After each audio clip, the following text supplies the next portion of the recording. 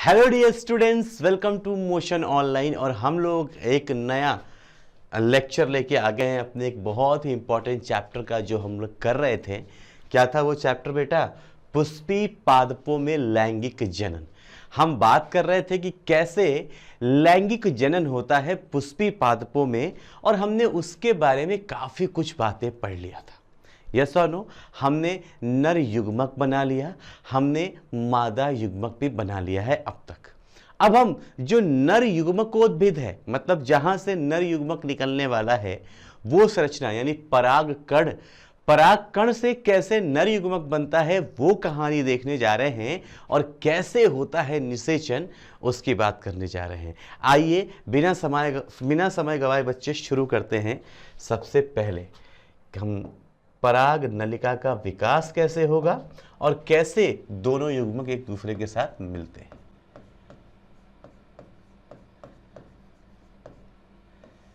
पराग नलिका का विकास।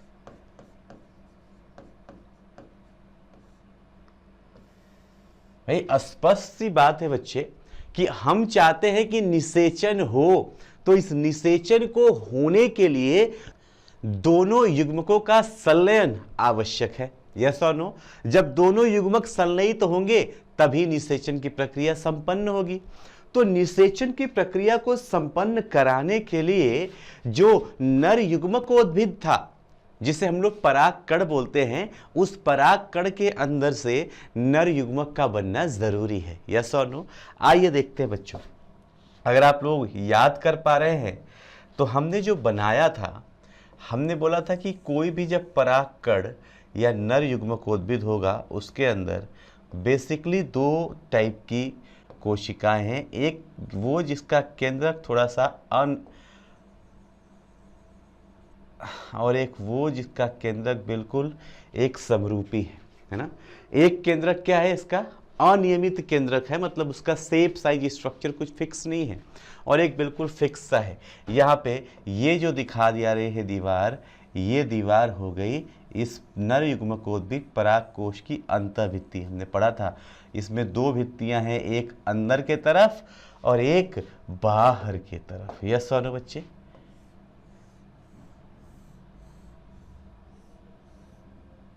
एक बाहर की तरफ ये जो बाहरी भित्ति है, अंतःभित्ति नॉर्मल सी है,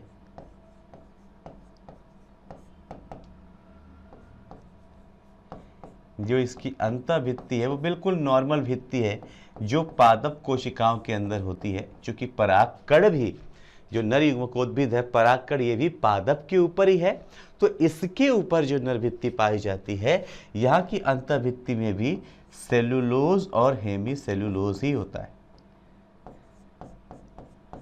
क्या होता है बच्चे? सेल्यूलोज व हेमी सेल्यूलोज।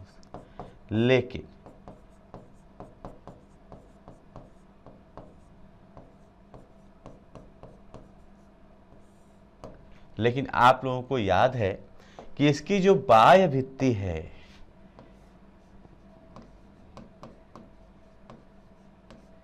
ये बाह्य भित्ति बनी है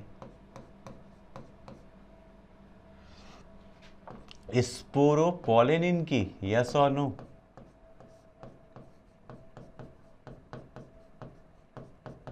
ये बाह्य भित्ति किसकी बनी बेटा? स्पोरोपोलेनिन की, जो टेपिटम के द्वारा स्रावित है। अगर आपको याद है तो ये स्पोरोपोलेनिन का श्रावण कौन कर रहा था? टेपिटम द्वारा स्रावित। यस और नो? तो यहां पे जब हम देख रहे हैं एक पराग कण को, ये हमने जो बना रखा है ये क्या है? ये हमारा पराग कण है, या इसी को हम बोल रहे हैं क्या? नर युग्मकोद्भिद। नर युग्मकोद्भिद क्यों? क्योंकि यही वो संरचना है जहां से हमारा नर युग्मक का उद्भव होने वाला है, नर युग्मक बनने वाला है, इसलिए क्या बोल देते हैं हम इसे, नर युग्मकोद्भिद बोल देते हैं। तो जब हम इस देखते हैं तो हमें बड़ा स्पष्ट रूप से दिखाई देगा कि भाई परागकण में दो कवरिंग है, एक सेल्यूलोज और हेमिसेल्यूलोज की जो अंतर वाली है, बाहर वाली स्पोरोपोलिन की है जो टैपिटम से बनी हुई है। यस और नो। और ये हो गया हमारा एक परागकण। सामान्य पादपों में जो संरचना बनी है, आपको एक बार रिकॉल करा दूं, हम लोगों ने पढ़ा है इस पे।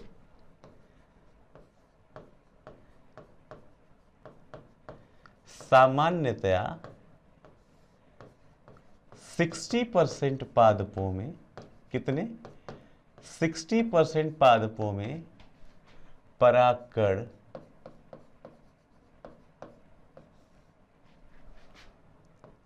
इसी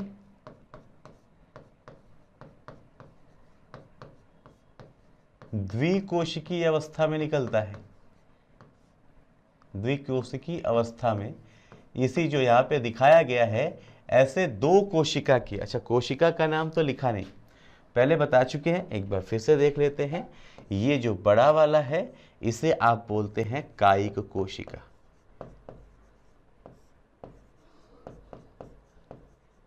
क्या कहलाती है ये, कायिक कोशिका। इसका बड़ा सा आकार होता है और ऐसा लगता है कि इसी के कोशाद्रव्य के अंदर ये बीच वाली, ये यहाँ वाली जो जननिक कोशिका है वो इसी के कोशाद्रव्य में तैर रही है, ऐसा आभास होता है। ये जो नीचे तर्क रूप छोटी सी कोशिका है, ये है हमारी जननिक कोशिका।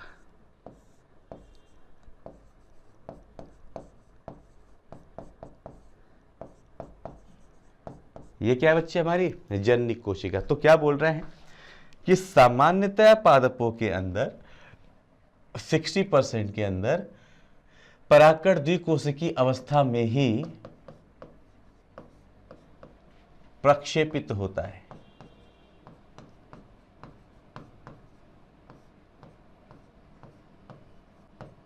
ये हमने पढ़ रखा है पहले भी, कैसे प्रक्षेपित होता है, इसी द्विकोशिकीय अवस्था में प्रक्षेपित होता है।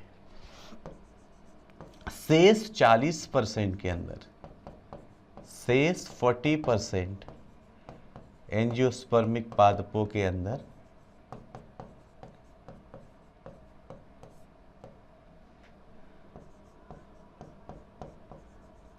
परागकण, शेष रिमेनिंग 40% के अंदर क्या है कि ये जो परागकण है, यह परागकण किस अवस्था में, 40% के अंदर यह परागकण त्रिकोशिकीय अवस्था में निकलता है।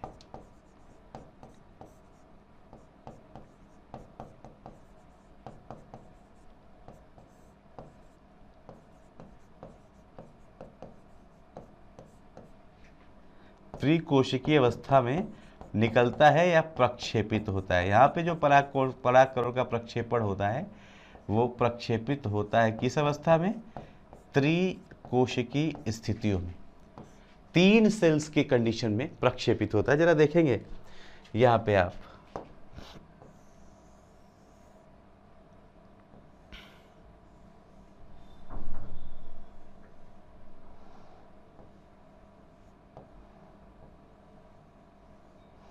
ये हो गई हमारी कायिक कोशिका।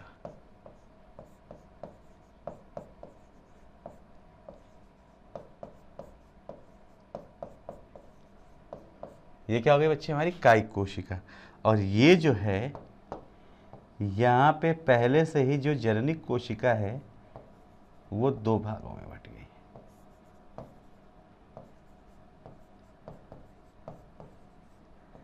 गई। जननिक कोशिका विभाजित हो चुकी है 2 कोशिकाओं में, यानी एक कोशिका हो गई कायिक कोशिका की और 2 हो गई जननिक कोशिका। इस अवस्था में पाई जाती है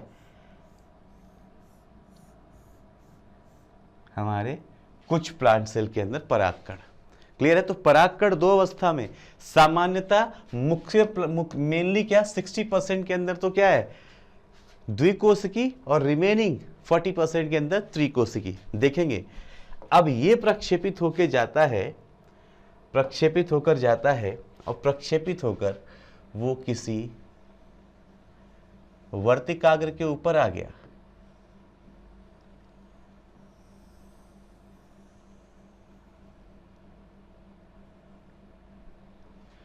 प्रक्षेपित होकर कहाँ आ गया, ये किसी वर्तिकाग्र के ऊपर आ गया। ऐसा जब ये किसी वर्तिकाग्र के ऊपर आता है, प्रक्षेपित होकर कहाँ जाता है बच्चे, वर्तिकाग्र के ऊपर। ये लो, जब ये वर्तिकाग्र के ऊपर आता है, ध्यान देना है, हम पराग नलिका का विकास ही पढ़ रहे हैं बेसिकली, यस और नो, और हमने बना दिया एक बड़ी सी पराग नलिका, सॉरी परागकण। जब ये यहाँ पे आता है तो नीचे के ऊपर के तरफ हो गई जननिक कोशिका, ध्यान से देखेंगे, और नीचे के तरफ हो गई अब ये इसकी कायिक कोशिका, यस और नो।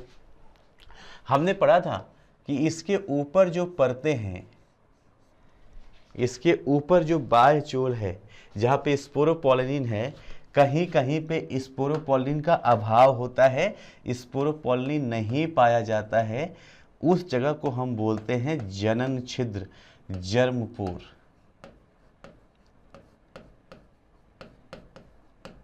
क्या बोलते हैं बच्चे इसे, जनन छिद्र, जहाँ पे ये स्पोरोपोलिन का अभाव होता है। तो ये जो संरचना देख रहे हैं, इसके ऊपर भी ऐसे ही क्या पाए जाते हैं, जनन छिद्र पाए जाते हैं।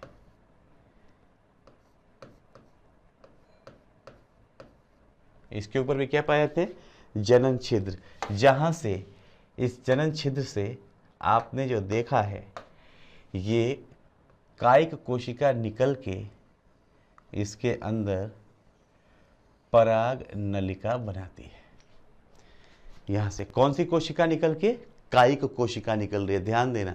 यहाँ से कौन सी कोशिका बेटा, कायिक कोशिका। तो हम इसके विकास को समझते हैं कि यहाँ पे हो क्या रहा है।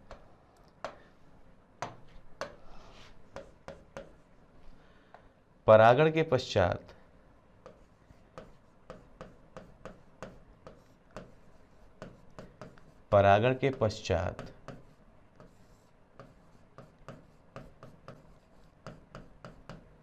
वर्तिकाग्र के ऊपर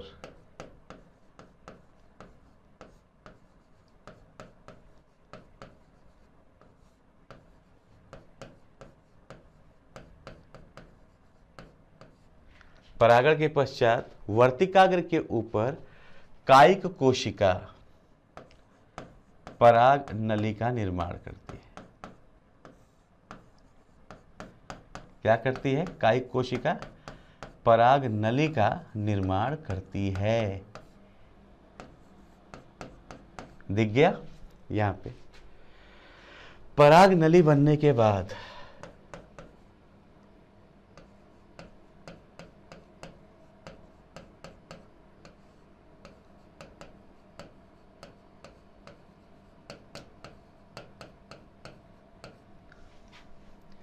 कायिक कोशिका का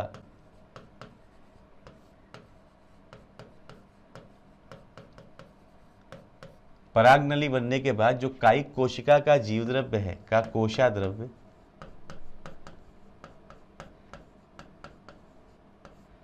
इस नलिका में आ जाता है।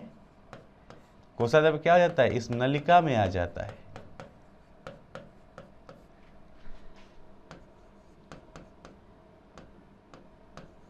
अतः साथ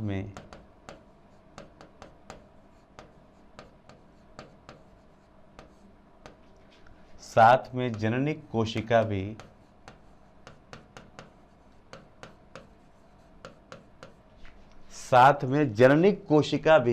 पराग नलिका में आ जाती है।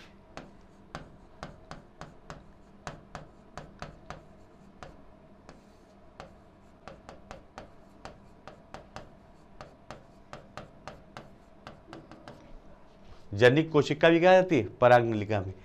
यानी यहां पे जो कोशा द्रव्य है इस जगह पे, वही सेम साइटोप्लाज्म यहां पे भी आ गया, यस और नो। ये मैंने बना दिया कोशा द्रव्य पराग नलिका, और इसके अंदर जननिक कोशिका बना दी मैंने ये।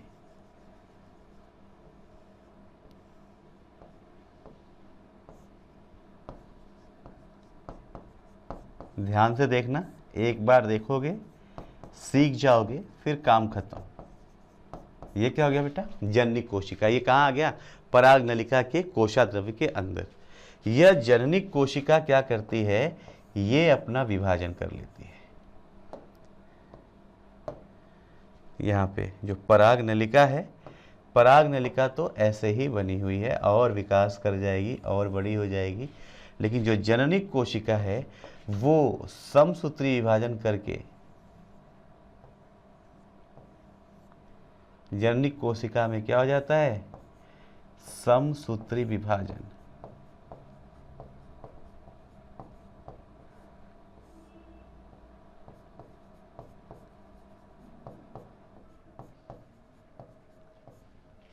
समसूत्री विभाजन करके दो नर युग्मक बना लेता है। ये लो, नर युग्मकोद्भेद से, परागकण से हमने दो नर युग्मक यहाँ पे बना लिए। क्लियर है बच्चे। अब ये दोनों नर युग्मक आपकी मदद करेंगे, ये दोनों नर युग्मक आपकी मदद क्या करेंगे, ये आराम से आपके निषेचन में मदद करेंगे। अब जहाँ पे आपको ध्यान देना है क्या, कि जहाँ पे परागकण द्विकोशिकी था यहाँ पे दो नर युग्मक बन गए, और जहाँ पे पहले से त्रिकोशिकी था वहाँ पे जो दो जनन कोशिकाएं थी वही नर युग्मक की भांति काम करने लगती है। क्लियर है बच्चे।